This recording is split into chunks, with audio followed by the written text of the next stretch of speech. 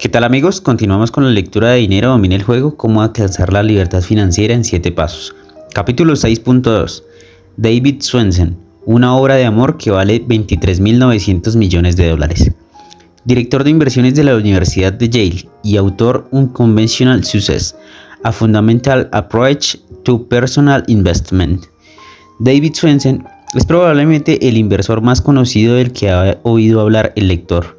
Se ha dicho de él que es el Warren Buffett de la inversión institucional. En su cargo de celebrísimo director de inversiones de la Universidad de Yale, ha convertido 1.000 millones de dólares en más de 23.900, con un rendimiento anual del 13.9%, un récord que no ha igualado ninguno de los grandes fondos de inversión que en los últimos 27 años han tratado de captarlo. En cuanto lo vemos, sabemos que no busca el dinero. Todo lo que hace es por amor al juego y por servir a la gran universidad. Y su sueldo lo demuestra. En el sector privado ganaría incomparablemente más de lo que gana en Yale. En esencia, Swensen es un inversionista y un revolucionario. Su modelo de Yale, también llamado Endowment Model, modelo de dotación, lo desarrolló con su colega y antiguo estudiante Dean Takahashi. Y es una aplicación de la moderna teoría de la cartera de valores. La idea es dividir una cartera en 5 o 6 partes o más o menos iguales e invertir cada una de esas partes en un tipo de activo. El modelo de Yale es una estrategia a largo plazo que atiende a una gran diversificación y a la inversión en acciones, y da menos importancia a tipos de activos menos rentables, como bonos y materias primas. La postura de Swensen respecto a la liquidez también se ha considerado revolucionaria, porque la evita más que la busca, alegando que conlleva menos rendimiento en activos que podrían invertirse de manera más rentable. Antes de convertirse en la estrella de la inversión institucional, Swensen trabajó en Wall Street para la poderosa Salomon Brothers. Muchos le atribuyen haber ejecutado la primera permuta de divisas, Currency Swaps, del mundo, un intercambio entre IBM y el Banco Mundial, que de hecho llevó a la creación de los mercados de permuta de tasas de interés, Interest Rate Swap, y de permuta de incumplimiento crediticio, Credit Default Swap, que hoy mueven activos por valor de $1 billón. Pero no se lo echemos en cara. Tuve el privilegio de visitar a Swensen en su despacho de Yale. Antes de entrar en los sacrosantos ámbitos de aquel célebre establecimiento, hice lo que cualquier buen estudiante haría. Me pasé la noche anterior como en una incubadora. Como quería ir bien preparado, devoré los 400 páginas de Unconventional Success, el manifiesto de Swensen sobre la inversión personal y la diversificación, antes de acudir a su cita. Lo que sigue es una versión editada y abreviada de nuestra entrevista de casi 4 horas. Trabajas para uno de los más grandes establecimientos de este país, pero te interesas y te preocupas mucho por el inversionista particular. Háblame de eso. Soy una persona generalmente optimista, pero cuando pienso en el mundo al que los inversionistas particulares se enfrentan, me irrito. ¿Por qué? La razón fundamental por la que los particulares no tienen la clase de opciones que deberían tener es que el sector de los fondos de inversión está orientado al beneficio. Entiéndeme, soy un capitalista.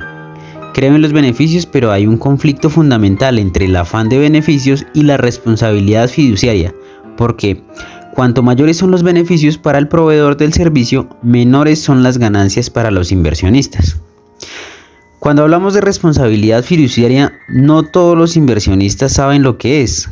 A lo que nos referimos es que tenemos que poner el interés de los inversionistas por encima del nuestro. El problema es que los gestores de fondos de inversión ganan dinero cuando reúnen grandes cantidades de activos y cobran comisiones altas. Las comisiones entran directamente en conflicto con el objetivo de producir buenos rendimientos. Y lo que así para una y otra vez es que los beneficios ganan y los inversionistas que buscan beneficios pierden. Solo hay 2 organizaciones en las que este conflicto no existe, y son Vanguard y TIAA-CREF. Las 2 operan sin ánimo de lucro, defienden los intereses de los inversionistas y son buenos fiduciarios, y la responsabilidad fiduciaria siempre gana. ¿Por qué los fondos de inversión rinden mucho menos que el mercado? He leído que en 1984 a 1998 solo el 4% de los fondos que gestionan más de $100 millones en activos superan el Vanguard 500 y ese 4% no es el mismo todos los años. Dicho más claramente, el 96% de los fondos de inversión no supera el mercado. David, esas estadísticas solo son la punta del iceberg.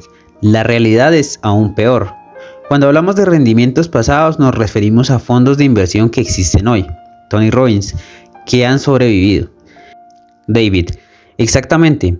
Esas estadísticas solo tienen en cuenta a los fondos que han sobrevivido. En los últimos 10 años, cientos de fondos de inversión han dejado de operar porque rendían poco. Y claro, no fusionan fondos que rinden mucho con fondos que rinden poco, sino al contrario, fusionan fondos que rinden poco con fondos que rinden mucho. Tony, o sea, ese 96% no es exacto. David, es peor. Tony, wow. David, hay otra razón por la que en realidad el inversionista es peor que los números que citas, y son los errores que cometemos como inversionistas particulares. Los particulares tienden a comprar fondos que rinden bien, porque buscan rentabilidad, y cuando los fondos rinden menos, venden. Así acaban comprando caro y vendiendo barato, y de ese modo no se gana dinero. Tony, ¿y qué pasa en realidad cuando se busca rentabilidad? David, tiene mucho que ver con el marketing. A nadie le gusta decir, tengo acciones de fondos con 1 o 2 estrellas. Quieren fondos de 4 o 5 estrellas, para presumir en la oficina. Tony, ajá. David, los fondos con 4 o 5 estrellas son fondos que han rendido bien, pero eso no significa que vayan a seguir haciéndolo. Si sistemáticamente compramos fondos que han rendido bien y vendemos los que han rendido mal, acabamos perdiendo. Añade, pues a tus estadísticas que más de un 90% de los fondos rinden menos que el mercado y que el comportamiento de la gente hace que rindan todavía menos. Tony, es decir, que buscar rentabilidad es una manera segura de obtener menos rendimientos y perder dinero. David, los factores fortuitos que hacen que algo rinda bien pueden revertir y hacer que lo que hasta ese momento rendía deje de rendir. Es lo que se llama reversión a la media, reversion to the mean. Tony, ajá, entonces, ¿qué pueden hacer los inversionistas? David, los inversionistas solo tienen 3 herramientas para aumentar su rendimiento. La primera es la colocación de activos. ¿En qué activos vamos a invertir? ¿En qué proporción vamos a invertir? La segunda es la probabilidad. ¿Por qué activos podemos apostar que a corto plazo vayan a rendir mejor que otros en los que hemos invertido? Tony, ¿vamos a invertir en bonos, acciones, inmuebles? David, sí, esa clase de apuestas a corto plazo que dependen de la oportunidad. Y la tercera herramienta es la selección de activos. ¿Cómo vamos a organizar nuestra cartera de bonos o nuestra cartera de acciones? Y ya está, estas son las únicas herramientas que tenemos. La más importante, con mucha diferencia, como podemos imaginar, es la colocación de activos. Tony, eso he leído en tu libro y me ha llamado mucho la atención. David, una de las cosas que enseño a mis estudiantes de Yale es que cuando invertimos, colocar nuestros activos supone más del 100% del rendimiento. ¿Por qué es así? Porque jugar a anticipar el mercado nos cuesta dinero. No podemos hacerlo gratis. Cada vez que vendemos o compramos, pagamos a un corredor. Es decir, perdemos dinero en comisiones y gastos, y esto reduce nuestras ganancias y lo mismo ocurre con la selección de activos. Tony, con esto volvemos al tema de los fondos de inversión y de la inversión pasiva. David, eso es, los gestores activos no cobran comisiones más altas porque no prometen rendimientos mayores que los del mercado, pero ya hemos visto que la mayoría de las veces son promesas incumplidas.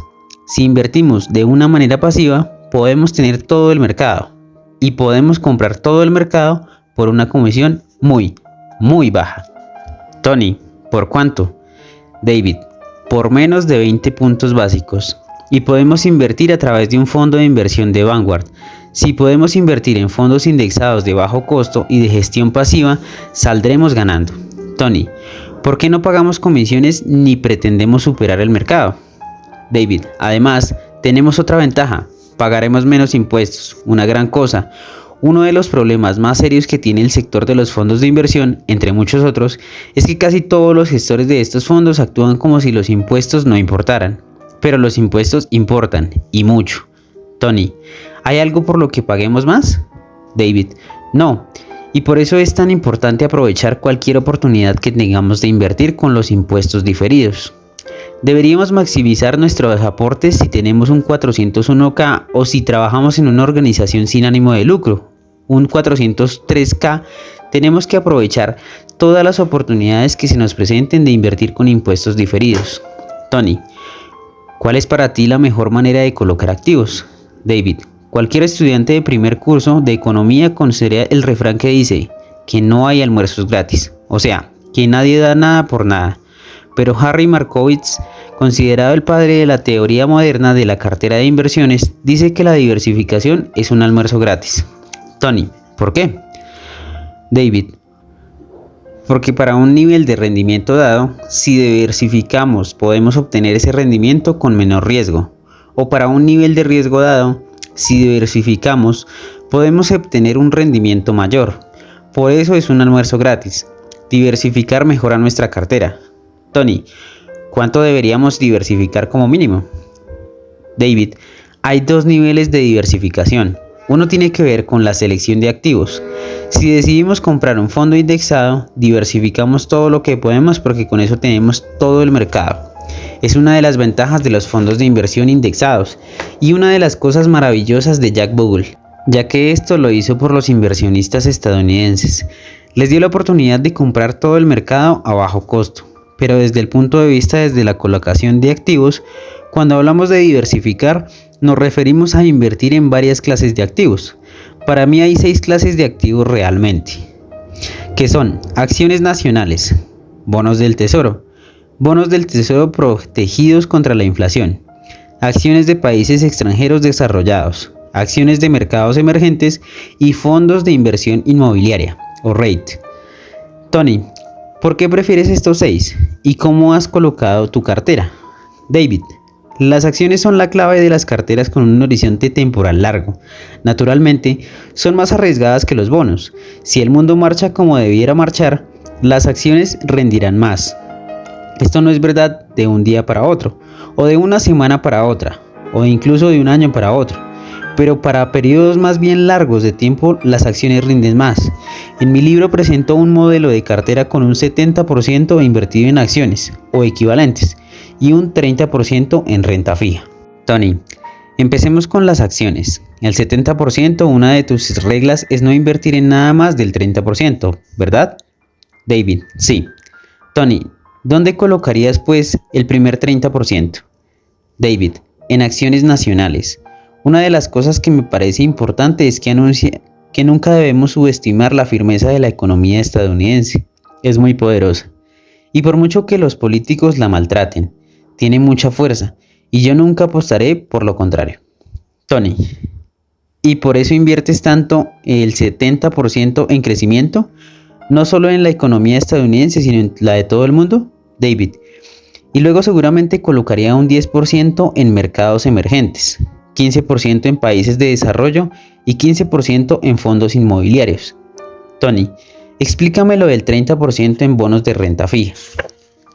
David, todos son bonos del Estado. La mitad son bonos tradicionales, la otra mitad TIPS, protegidos contra la inflación. Si compramos bonos del tesoro normales y la inflación sube, tendremos pérdidas. Tony, la gente se confunde con eso, por desgracia. David, cuando empecé a trabajar en Wall Street, recuerdo que iba a las reuniones con mis primeros clientes diciéndome, tasas de interés altas, precios que bajan, tasas de interés altas, precios que bajan. No quería equivocarme, hubiera sido muy embarazoso. Tony, ¿puede un inversor particular ganar dinero tal y como está hoy el mercado?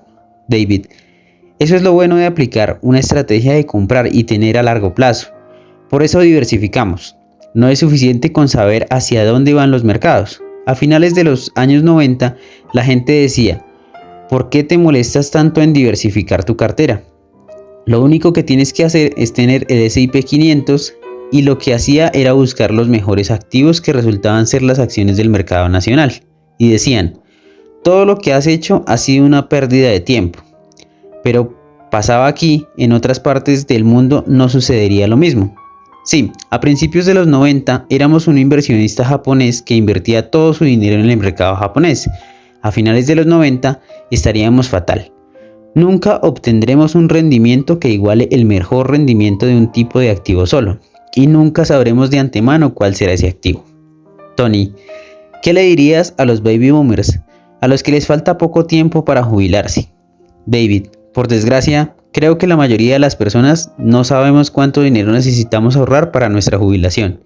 Me preocupa que mucha gente mire su cuenta 401k y diga, tengo 50,000 o 100,000 dólares, es mucha plata. Porque si de lo que se trata es de financiar una jubilación, no es mucho dinero. Tony, mucha gente no podrá jubilarse cuando quiera.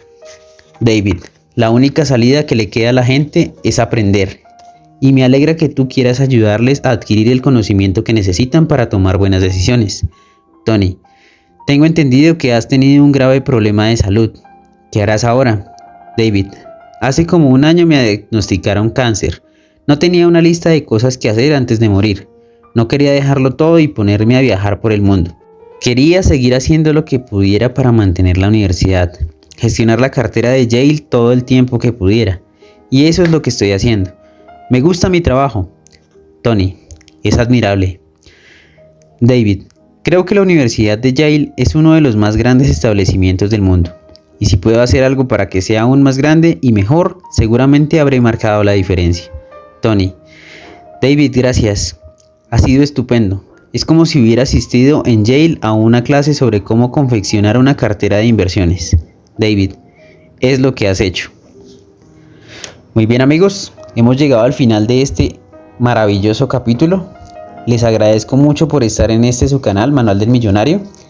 Recuerden por favor suscribirse, apoyarnos con ese pulgar arriba y compartir con todos sus amigos. Como siempre les digo, es mi deseo hacer que este canal impacte positivamente tu vida y la vida de más personas. Muchas gracias. Nos vemos mañana con el siguiente capítulo.